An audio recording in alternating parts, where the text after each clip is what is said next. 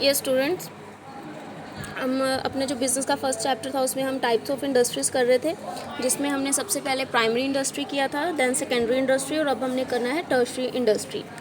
अब देखो बच्चे, ये चीज़ मैंने आपको पहले थोड़ी बहुत एक्सप्लेन कर दी थी कि जनरली जो प्राइमरी और सेकेंडरी इंडस्ट्री गुड्स इंडस्ट्री होती हैं उसमें हम उन गुड्स के साथ डील करते हैं जिनको आप देखते हो, जिनको आप यूज़ करते हो। क्लियर? टर्शरी इंडस्ट्रीज़ बच्चे आपकी गुड्स के साथ रिलेट नहीं करती, ये रिलेट करती है आपकी सर्विसेज के साथ, कि जो हमें सर्विसेज प्रोवाइड की जाती हैं। मतलब उन सर्विसेज को हम अवेल कर सकते हैं, बट उनको हम कंज्यूम नहीं कर सकते। ठीक है, उन गुड्स को हम अपने घर पे नहीं रख सकते, उनको हम कंज्यूम नहीं कर सकते, आप ये चीज़ बोल सकते हो। तो ये जनरली सर्विसेज होती हैं, ये कोई गुड्स नहीं होती जिनको आप कंज्यूम करते हो। तो जैसे टर्शरी सेक्टर्स वो सर्विसेज होती हैं जो प्राइमरी और सेकेंडरी इंडस्ट्रीज़ में भी क्या है एक्टिविटीज़ परफॉर्म करती हैं। That is tertiary sectors include all those activities which are concerned with providing sport service to primary and secondary industry। मतलब ये इंडस्ट्री कौन सी होती हैं जो एक स्पोर्ट प्रोवाइड करती हैं। ठीक है, मतलब एक हेल्प प्रोवाइड करती है किसको, प्राइमरी और सेकेंडरी इंडस्ट्रीज़ को।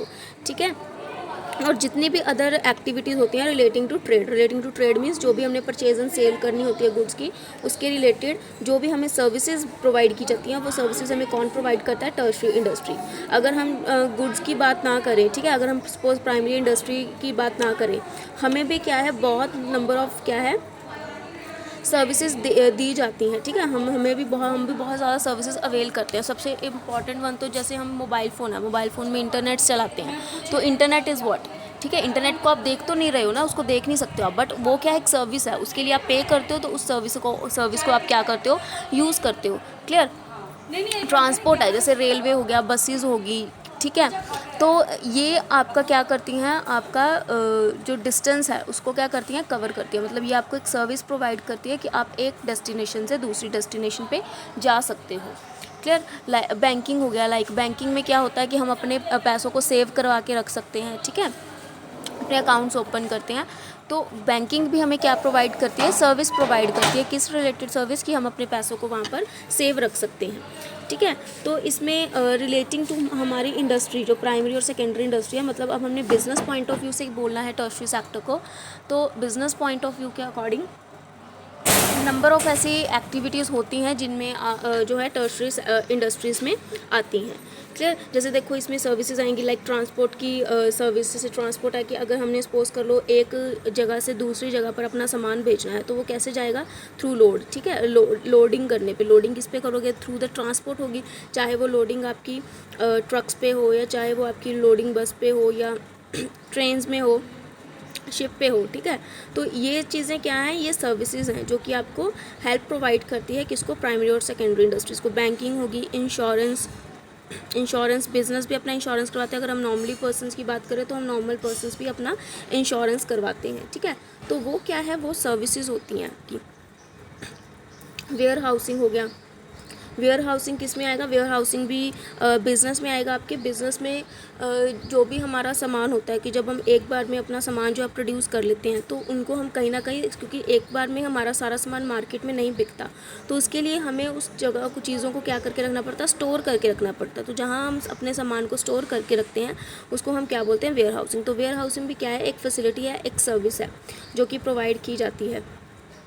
कम्युनिकेशन, जैसे मैंने मोबाइल की आपको एग्जांपल दे ही दी है, मोबाइल कम्युनिकेशन की, लाइक जो हम फ़ोन पे कॉल्स करते हैं, या फिर हम एसएमएस करते हैं, या फिर हम इंटरनेट यूज़ करते हैं, ऑल दीज आर सर्विसेज। तो इन सर्विसेज को हम इकट्ठा क्या बोलते हैं, सर्विस इंडस्ट्री या फिर टर्शरी इंडस्ट्री। तो टर्शरी इंडस्ट्री बेसिकली ट्राई करती है टू रिमूव वेरियस हाइंड्रेंस और ऑब्स्टेकल्स। ठीक है, मतलब टर्शरी सेक्टर ही जितने भी हमारे ऑब्स्टेकल्स आते हैं, हाइंड्रेंस मीन्स जितने भी ऑब्स्टेकल्स आते हैं, मीन्स जितनी भी प्रॉब्लम्स आती हैं हमारी during production and distribution of goods and services, की सामान बनाने में और सामान को बेचने में, सामान को डिस्ट्रीब्यूट करने में, अलग अलग जगहों पर हमें जो जो भी प्रॉब्लम्स आती हैं उन प्रॉब्लम्स को रिमूव कैसे किया जा सकता है, through the tertiary industry. It means बच्चे, जो आपकी कोई भी इंडिविजुअल इंडस्ट्री रन नहीं कर सकती, तीनों इंडस्ट्री मिलकर ही एक दूसरे को क्या करती हैं, फुलफिल करती हैं। क्लियर। अगर सपोज करो टर्शरी इंडस्ट्री ना हो तो ना प्राइमरी इंडस्ट्री प्रॉपर्ली वर्क कर सकती है, ना सेकेंडरी इंडस्ट्री वर्क कर सकती है। और अगर सिर्फ टर्शरी इंडस्ट्री हो, प्राइमरी या सेकेंडरी इंडस्ट्री ना हो, तो टर्शरी सेक्टर का कोई मतलब ही नहीं है। क्या हमने गुड्स अगर गुड्स ही नहीं होंगी तो हम क्या चीज़ें एक्सचेंज करेंगे। क्लियर। तो तीनों ही इंडस्ट्रीज़ क्या है, मिलकर चलती हैं। तो तीनों ही किसी भी इकोनॉमी में तीनों ही इंडस्ट्रीज़ का क्या है, होना चाहिए। क्लियर। उसके बाद देखो बच्चे, ये देखो हमने टाइप्स ऑफ इंडस्ट्री ये वाली की थी, सबसे पहले प्राइमरी की थी, सेकेंडरी, उसके बाद टर्शरी आज हमने अपनी कंप्लीट कर ली। ठीक है। तो इसके बाद बच्चे देखो बेसिकली ये क्या थी, आपकी बिजनेस की क्लासिफिकेशन थी। बिजनेस की क्लासिफिकेशन कैसे की थी हमने, इंडस्ट्रीज़ बेसिस पर। ठीक है। एक इंडस्ट्रीज़ होती है जब हम इंडस्ट्रीज़ को लेके चलते हैं, और एक आता है आपका कॉमर्स, जो एक्चुअल में हमने जो कर रहे हैं, जो हम सब्जेक्ट जो हमने चूज़ किया है, दैट इज़ कॉल्ड कॉमर्स। ठीक है। अब कॉमर्स क्या है, कॉमर्स क्या करती है, इन सभी एक्टिविटीज़ को, इंडस्ट्रीज़ की जितनी भी ये एक्टिविटीज़ हैं आपकी, जो प्राइमरी सेकेंडरी इंडस्ट्री, जब इन सब एक्टिविटीज़ को इकट्ठा कर देती है, ठीक है, तो जितना भी हम उसके रिलेटेड वर्क करते हैं उसको हम क्या बोलते हैं, कॉमर्स बोलते हैं। जैसे देखो कॉमर्स क्या है, वाइडर टर्म होती है जो किसके साथ कंसर्न करती है, देखो all those activities which are necessary, हर वो एक्टिविटी जो कि नेसेसरी होती है सेल करने के लिए, कोई भी चीज़ को ट्रांसफ़र करने के लिए, या एक्सचेंज मतलब डिस्ट्रीब्यूट करने के लिए। ठीक है।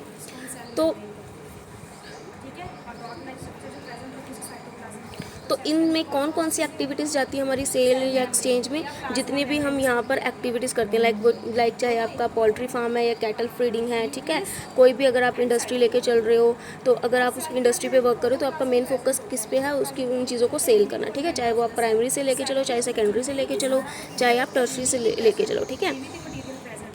तो इन सब चीज़ों को जब हम इकट्ठा कर देते हैं, ऑल दिस एक्टिविटीज़ जब हम इकट्ठा कर देते हैं, तो that is your commerce. Clear. इसमें ये क्या है, एक लिंक प्रोवाइड करती है किसमें, between the producer and consumer, कि उन दोनों के बीच जो है लिंक प्रॉपरली बना रहे, और जो गुड्स हैं प्रॉपरली एक्सचेंज हो सके, डिस्ट्रीब्यूट हो सके, मतलब प्रोड्यूसर ईजिली सेल कर सके और कंज्यूमर ईजिली परचेज कर सके। ठीक है। तो कॉमर्स का एम क्या होता है, वही सेम बेसिकली चीज़ आएगी कि गुड्स की सप्लाई करना राइट प्लेस पे, राइट क्वांटिटी पे, और एट द राइट टाइम। ठीक है।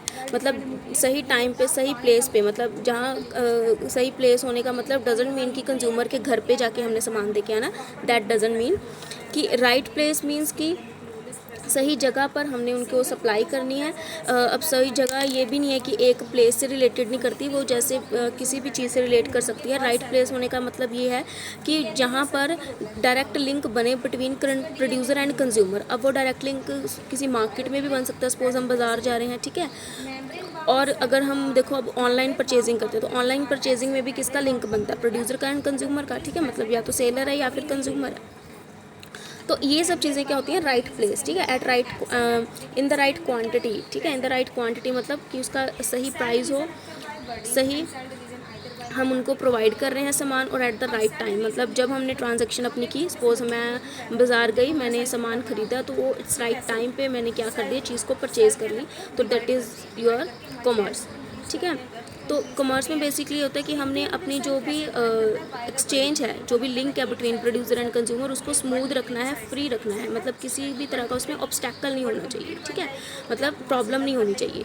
तो इसमें नंबर ऑफ़ कॉमर्स में जो है नंबर ऑफ़ प्रॉब्लम्स आती हैं, हाइंड्रेंसेस आते हैं, वो रिलेट हो सकते हैं टू द पर्सन से रिलेटेड हो सकते हैं, प्लेस से रिलेटेड हो सकते हैं, टाइम से रिलेटेड हो सकते हैं, रिस्क से रिलेटेड हो सकते हैं, फाइनेंस से और इन्फॉर्मेशन से। मतलब ये जनरली जब हमने प्रोड्यूसर एंड कंज्यूमर में लिंक क्रिएट करना होता है, तो ये नंबर ऑफ़ थिंग्स जो क्या हैं प्रॉब्लम क्रिएट करती हैं। लेकिन ये प्रॉब्लम्स कैसे दूर होती हैं, by the using of tertiary industry. जैसे मैंने पहले भी एक्सप्लेन किया कि टर्शरी इंडस्ट्री हमें सर्विसेज प्रोवाइड करती हैं, तो उन सर्विसेज को यूज़ करके जितने भी हाइंड्रेंस आते हैं between the producer and consumer, वो सारे क्या हो जाते हैं, रिमूव हो जाते हैं।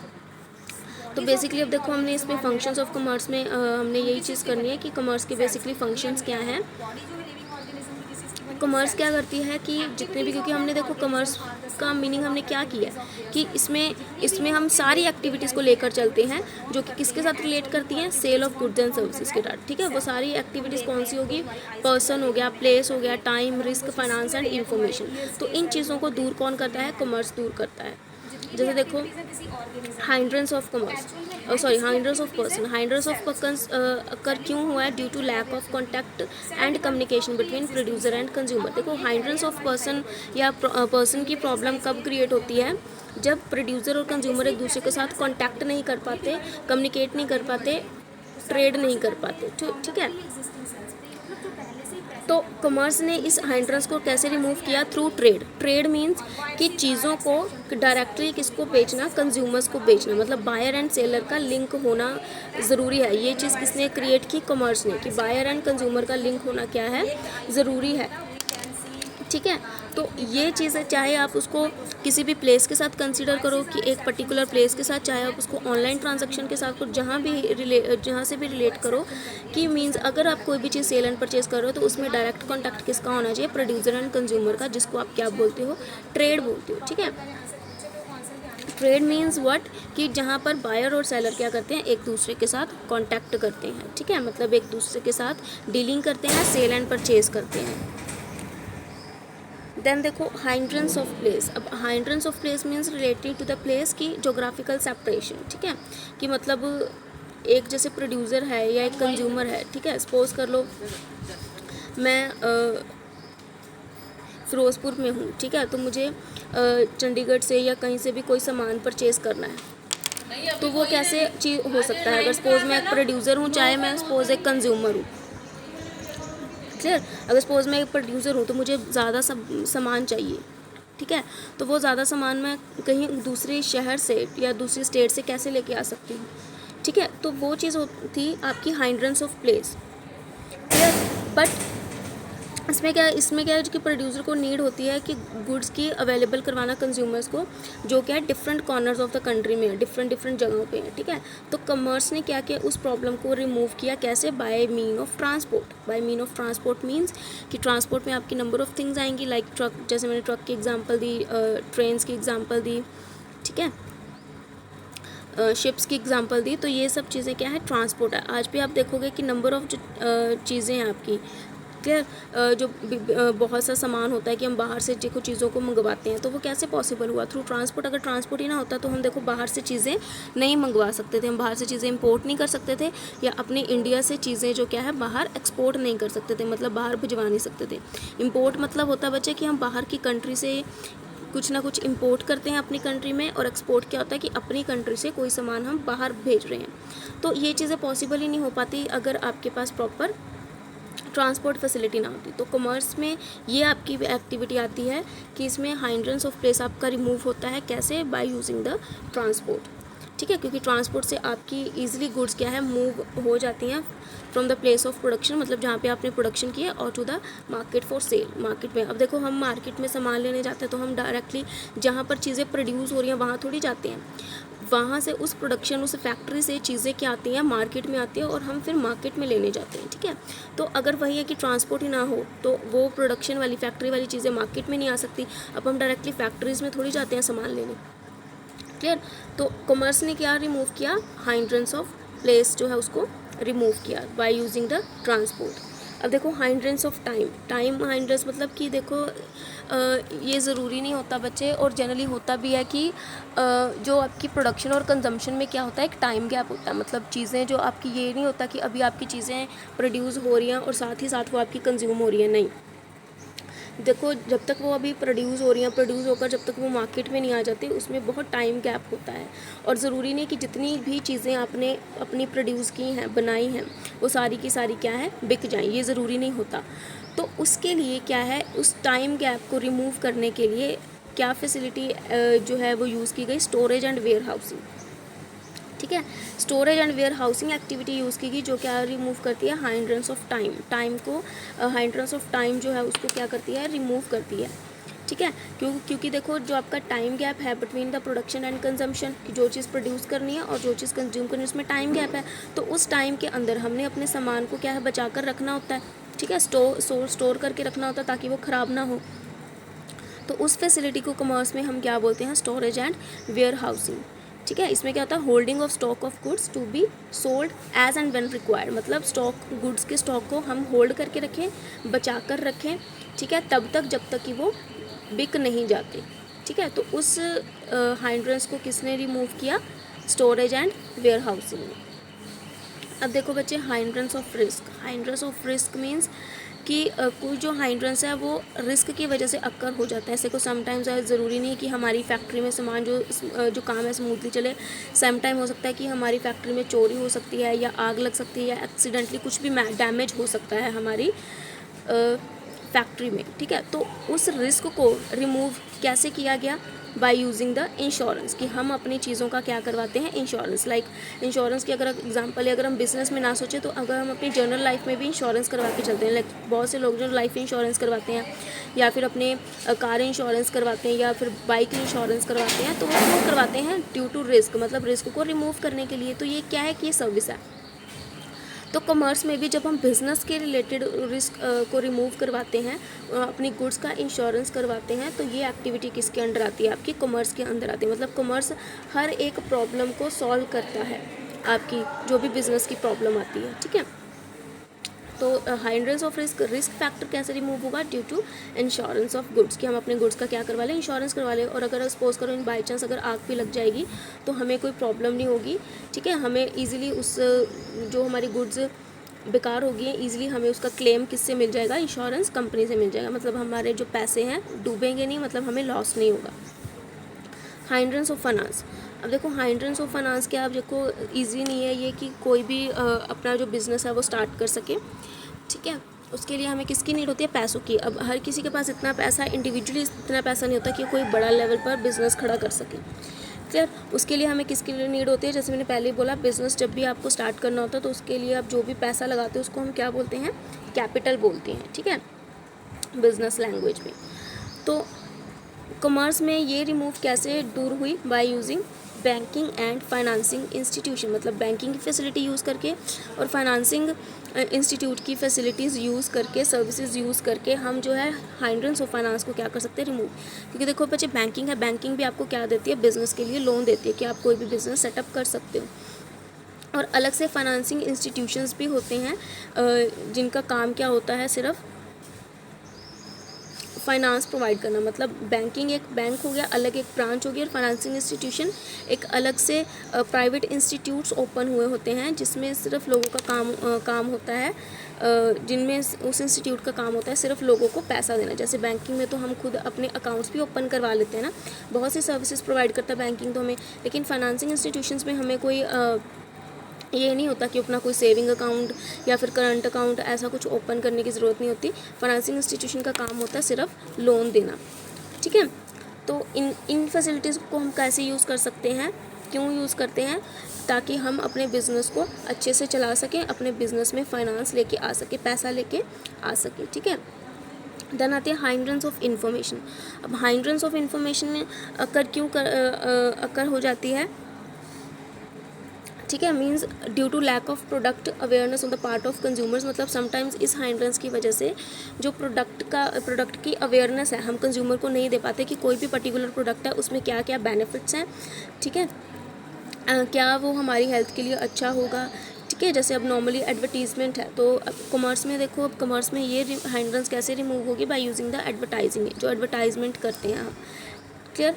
तो जिससे क्या ईजी हो जाता है कंज्यूमर को कोई भी चीज़ कंज्यूम करना, और प्रोड्यूसर के लिए भी ईजी हो जाता है कोई भी चीज़ मार्केट में बेचना। ठीक है, अब देखो नंबर ऑफ़ जो है हम एडवर्टीज़मेंट देखते हैं, न्यूज़पेपर में भी आती हैं, जनरल टीवी में तो आती ही आती हैं, टीवी में भी हम देखते हैं। तो जितने भी प्रोडक्ट्स हैं, ठीक है, चाहे वो आप सोप से रिलेटेड कार तक की एग्जांपल ले लो। ठीक है, सबकी क्या है? एडवर्टीज़मेंट होती है किस पे? टीवी पे। तो वो एडवर्टाइजमेंट क्यों होती है? ताकि कंज्यूमर को अवेयर करवाया जाए रिलेटिंग टू द प्रोडक्ट की ये प्रोडक्ट कैसा है, क्या क्या इसमें फ़ीचर्स हैं, क्या इसका यूज़ है। ठीक है, हमारे लिए। तो ये सब चीज़ें, तो ये इन्फॉर्मेशन हमें कौन प्रोवाइड करता है? एडवर्टाइजमेंट। ठीक है, तो कॉमर्स जो हाइंड्रेंस ऑफ इंफॉर्मेशन की जो प्रॉब्लम होती है उसको रिमूव करता है by using the advertisement function. Clear? तो इसलिए आप इसमें क्या बोल सकते हो कि commerce is set to consist of activities. मतलब वो सारी एक्टिविटीज़ हैं जिसमें आप जितने भी आपके ऑब्स्टेकल्स होते हैं between the process of exchange of goods and services, मतलब जितने भी ऑब्स्टेकल आते हैं between the producer and consumer, उन सबको जब रिमूव कर देता है, उन सब प्रॉब्लम्स को रिमूव कौन कर देता है? कॉमर्स। ठीक है, तो उससे रिलेटेड जितनी भी एक्टिविटीज़ आती हैं वो किसके अंडर आती हैं? कॉमर्स की। जैसे हमने एडवर्टाइजमेंट की बात की, या बैंकिंग एंड फाइनेंशियल इंस्टीट्यूशन की बात की, इंश्योरेंस की बात की, ट्रेड की बात की, ठीक है, वेयर हाउसिंग की बात की। तो ये सब क्या है? एक्टिविटीज़ है, किसके अंडर आती हैं? कॉमर्स के अंडर, जो क्या करती हैं? जितनी भी प्रॉब्लम्स आती हैं with in between the producer and consumer, उसको क्या करती है? रिमूव करती है। क्लियर? तो नेक्स्ट बच्चे इसकी ब्रांचेस हैं, ब्रांचेस ऑफ कॉमर्स।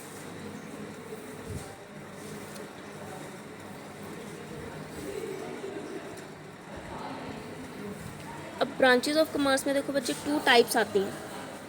ठीक है, इसमें जो भी हमने हाइंड्रेंस किया है बेसिकली, उसको अब इन्होंने सेपरेट कर दिया, 2 पार्ट्स में डिवाइड कर दिया।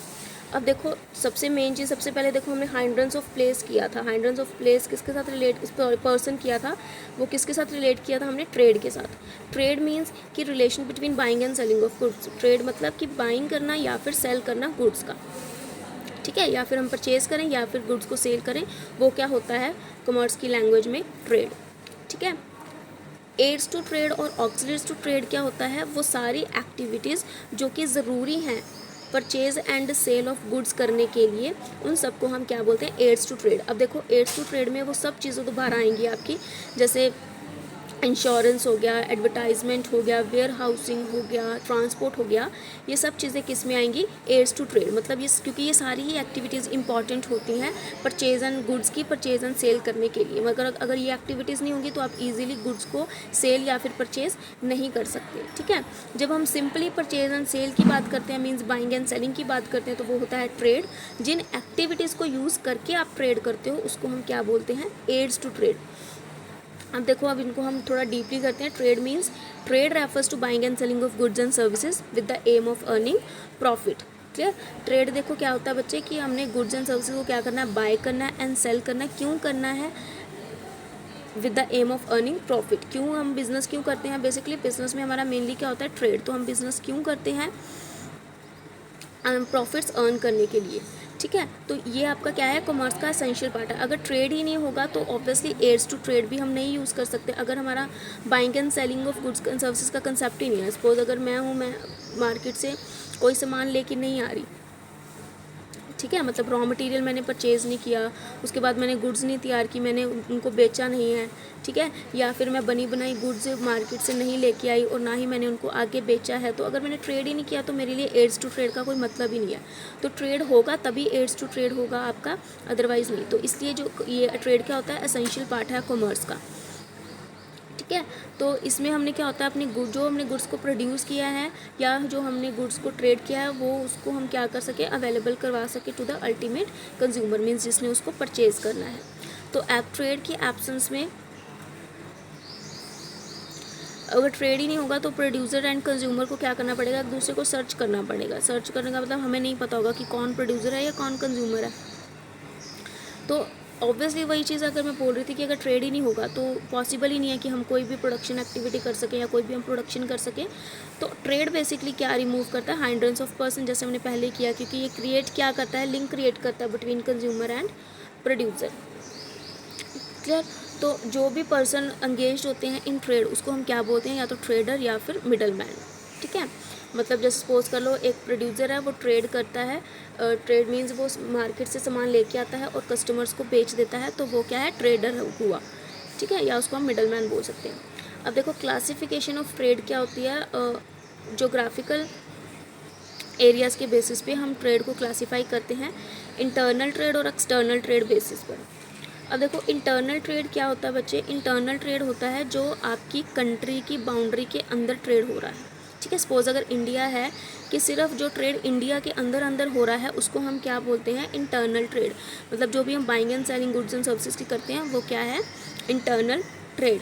ठीक है, लाइक जो भी हम अपने नियर बाय मार्केट से सामान खरीद के लाते हैं, मतलब ऑल ओवर नियर बाय भी, चाहे नियर बाय भी ज़रूरी नहीं है, हम अगर ऑल ओवर इंडिया से कहीं से भी सामान लेकर आ रहे हैं, कहीं से भी कोई चीज़ प्रोड्यूस कर रहे हैं, सॉरी, या फिर कहीं से भी कोई चीज़ खरीद रहे हैं, तो उसको हम क्या बोलते हैं, होम ट्रेड या फिर इंटरनल ट्रेड, जिसमें बायर और सेलर दोनों कहाँ से बिलोंग करते हैं, सेम कंट्री से। ऑब्वियसली अगर हम एक ही जोग्राफिकल बाउंड्री के अंडर रहकर काम कर रहे हैं तो ऑब्वियसली सेलर भी वहीं का होगा और बायर भी वहीं का होगा। तो उसमें जनरली 2 टाइप्स होती हैं आपकी। फर्स्ट आती है wholesale trade and retail trade. ठीक है, होलसेल ट्रेड क्या होता है बच्चे? होलसेल ट्रेड होता है कि जिसमें आप क्या करते हो, लार्ज क्वांटिटी में बाइंग एंड सेलिंग करते हो गुड्स की। होलसेलर जैसे देखो, सपोज अगर मेरी फैक्ट्री है, मैं सबसे पहले चीज़ें जो क्या है प्रोड्यूस कर रही हूँ। देखो, प्रोड्यूसर और कंज्यूमर के बीच बहुत लिंक बनाने के लिए बहुत से ऐसे ट्रेडर्स आते हैं जो लिंक क्रिएट करते हैं। जो फैक्ट्री का पर्सन होता है वो डायरेक्टली जाकर सामान कंज्यूमर को नहीं बेचता। ठीक है,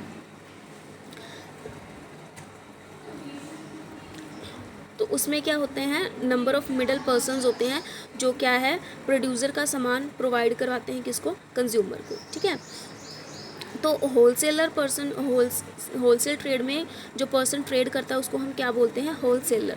तो होलसेलर क्या करता है, मैन्युफैक्चरर से जो गुड्स हैं वो लार्ज क्वांटिटी में बाय करता है। ठीक है, बहुत ज़्यादा क्वांटिटी में बाय करता है चीज़ों को, ज़्यादा सामान लेकर आता है अपनी शॉप पे और उसको सेल करता है स्मॉल क्वांटिटी में टू द रिटेलर। ठीक है, रिटेलर भी क्या हुआ, एक अदर पर्सन। जैसे देखो, सपोज हम लोग हैं, हम लोग जो मार्केट में जो नियर बाय हमारी शॉप्स होती हैं, ये सारी शॉप्स कौन सी हैं, रिटेल शॉप्स होती हैं। ठीक है, ये होलसेल शॉप्स हैं। बहुत ऐसी शॉप्स होंगी जो यहाँ पर होलसेल ट्रेड होगी, जिसका सामान होता है, जिसका काम क्या होता है, होलसेल ट्रेडर का जनरली सामान किसको बेचना, रिटेलर को। ठीक है, और हम जिनसे सामान खरीदते हैं ना वो रिटेलर होते हैं। ठीक है, वो रिटेलर शॉप्स होती हैं जिनसे भी हम सामान खरीदते हैं, हम डायरेक्टली होलसेलर से सामान नहीं खरीदते।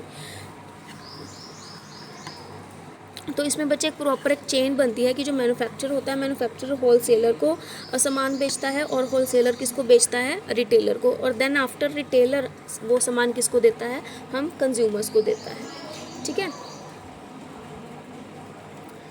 तो इसलिए जो होलसेलर ट्रेड में ये ऑलवेज़ पॉसिबल नहीं है कि होलसेलर टाइम टू टाइम जाकर मैन्युफैक्चरर से सामान लेके आए, ये पॉसिबल नहीं होता।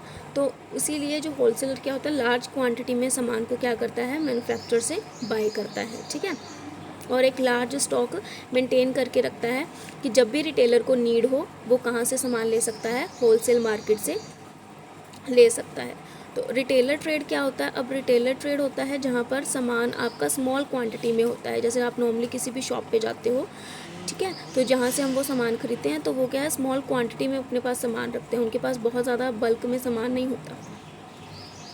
तो जो रिटेलर होता है ये लिंक किसके बिटवीन रखता है, होलसेलर, मैन्युफैक्चरर एंड कंज्यूमर। मतलब होलसेलर और कंज्यूमर के मिडल में वर्क कौन करता है, रिटेलर। होलसेलर से सामान लेता है और बेचता किसको है, कंज्यूमर को। तो ये क्या है, अल्टीमेट जो पर्सन जो बायर होते हैं उनके साथ इसका डायरेक्ट कांटेक्ट होता है, किसका, रिटेलर के साथ। तो इसको हम क्या बोलते हैं, रिटेल ट्रेड। फर्स्ट हो गया आपका होलसेल ट्रेड और सेकंड हो गया आपका रिटेल ट्रेड। ठीक है, होलसेल ट्रेड में देखो, क्योंकि लार्ज क्वांटिटी में हम सामान खरीदते हैं तो होलसेल ट्रेड में क्या होता है, आपको जो चीज़ें हैं वो सस्ती मिलती हैं। ठीक है, होलसेल को मैन्युफैक्चरर से चीज़ें सस्ती मिलती है, फिर उसमें वो अपना प्रॉफिट मार्जिन रख के चीज़ किसको बेचता है, रिटेलर को। ठीक है, जैसे सपोज अगर 50 की चीज़ है, 50 की चीज़, अब मैन्युफैक्चरर भी तो कोई क्या है, प्रॉफिट कमाएगा।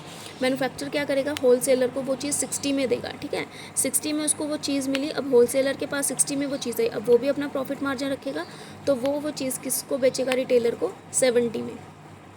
ठीक है, उस रिटेलर को 70 में बेचेगा तो उसके बाद रिटेलर भी अपना प्रॉफिट मार्जिन रखेगा, तो रिटेलर वो चीज़ कंज्यूमर को कितने में बेचेगा, 80 में। इट मीन्स देखो, मैन्युफैक्चरर से वो चीज़ कितने में गई, 50 में, और रिटेलर और कंज्यूमर के पास वो चीज़ कितने में आई, 80 पे।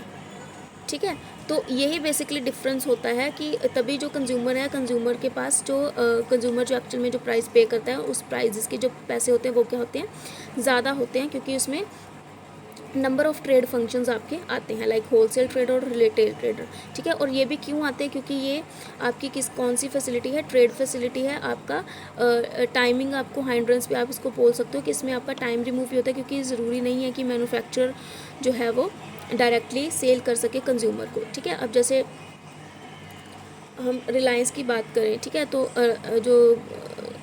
टाटा इंडस्ट्रीज़ की बात करें तो जो रतन टाटा है, ठीक है, वो उस कंपनी का मालिक है, तो वहाँ पर चीज़ें मैन्युफैक्चर होती है, तो अब वो डायरेक्टली चीज़ें जाकर थोड़ी बेचता कंज्यूमर्स को, नहीं बेचता। वो क्या करते हैं, होलसेल मार्केट में से सेल करते हैं, ठीक है। देन उसके बाद रिटेलर्स के पास आती हैं चीज़ें, सामान रिटेलर्स के पास आता है, और उसके बाद क्या करते हैं, वो कंज्यूमर के पास जाता है, क्लियर। देन आता है बच्चे external trade. External trade means कि जो भी आप buying and selling of goods की कर रहे हो, वो कहाँ कर रहे हो, अदर कंट्रीज़ में, ठीक है। मतलब आप अदर इंडस्ट्रीज़ के साथ आप ट्रेड कर रहे हो, जिसको आप फॉरेन ट्रेड भी बोल सकते हो और इंटरनेशनल ट्रेड भी बोल सकते हो। इसमें इंडिविजुअली बच्चे 3 ट्रेड आते हैं आपके। फर्स्ट आता है import trade. Import trade means कि जब आप कोई भी चीज़ परचेज़ करते हो फॉरेन कंट्री से, चाहे वो चाइना हो, ऑस्ट्रेलिया हो, अमेरिका हो, कहीं से भी आप कोई भी चीज़ मंगवा रहे हो, वो चीज़ क्या होती है आपकी इम्पोर्टेड। अब जैसे देखो जनरली हम चाइना से बहुत चीज़ें इंपोर्ट करते हैं, लाइक अब देखो जो स्मॉल टॉयज़ होते हैं बच्चों के, वो जनरली कौन से होते हैं, चाइना के होते हैं, जिन पे प्रॉपर्ली लिखा भी होता है, ठीक है। मोबाइल फ़ोन्स ले लो आप, जितने भी इंडिया में मोबाइल फ़ोन्स हैं वो चाइनीज़ कंपनी के होते हैं। तो ये चीज़ें हमने क्या की हुई हैं, इम्पोर्ट की हुई हैं बाहर से, क्लियर। एक्सपोर्ट ट्रेड कि जब आप कोई भी चीज़ बाहर सेल करते हो, इट मीन्स अब इंडिया क्या कर रहा है, चीज़ों को सेल कर रहा है कहाँ पर, बाहर, तो उसको हम क्या बोलते हैं, एक्सपोर्ट ट्रेड।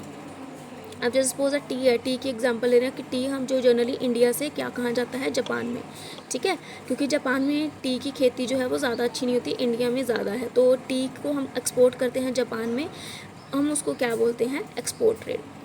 अब नेक्स्ट होती है बच्चे एंटरप्रो ट्रेड। एंटरप्रो ट्रेड क्या होता है कि जिसमें हम एक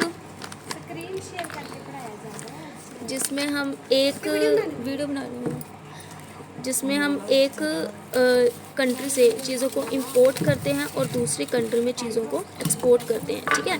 सपोज जैसे इंडिया है, बहुत सी ऐसी कमोडिटीज़ हैं, ठीक है, तो उस जिसको हम क्या करते हैं, इंपोर्ट करते हैं अदर कंट्री से, और उसको हम साथ ही एक्सपोर्ट कर देते हैं। मतलब उसको हम अपनी कंट्री में यूज़ नहीं करते, उसको साथ ही हम दूसरी कंट्री में एक्सपोर्ट कर देते हैं, उसको हम बोलते हैं एंटरप्रो ट्रेड, ठीक है। जनरली ट्रेडिंग पर्पस के लिए जो हम काम करते हैं, क्लियर।